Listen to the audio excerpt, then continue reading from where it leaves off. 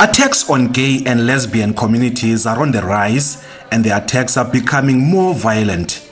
This is the assessment of lobby groups. For instance, 34-year-old Siphamandla Khoza from KwaZulu-Natal was brutally murdered earlier this month. Khoza was stabbed repeatedly. His lifeless body was dumped in a sewage manhole not far from his home. There's a lot of people, like my cousin and many queer people in the townships, in the rural areas, who don't have the sort of privilege that I have to afford myself certain levels of safety and access to certain spaces that are much more tolerant, much more safer, and those people, I suppose they live every day.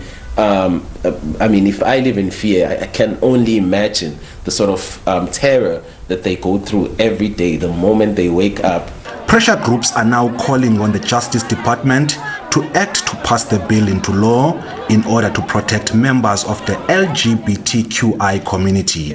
It was presented to Parliament in 2018. Since then, very little has happened. Having legislation would illustrate the government's commitment to ensuring that these types of crimes are properly addressed and that the victims and survivors are provided with support.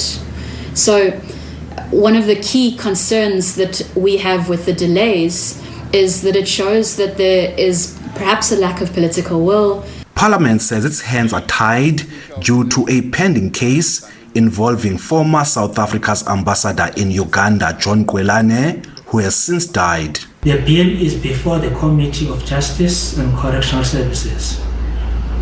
We are still awaiting the judgment of the Constitutional Court in the case of Mr. John Kwelane versus the South African Human Rights Commission and another. We believe that the judgment will have a bearing on some aspects of the bill. Once the court has handed down the judgment, we will start to process the bill as speedily as we can.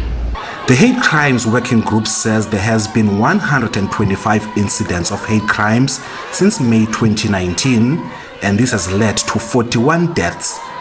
Ulelani Philip, SABC News, Parliament.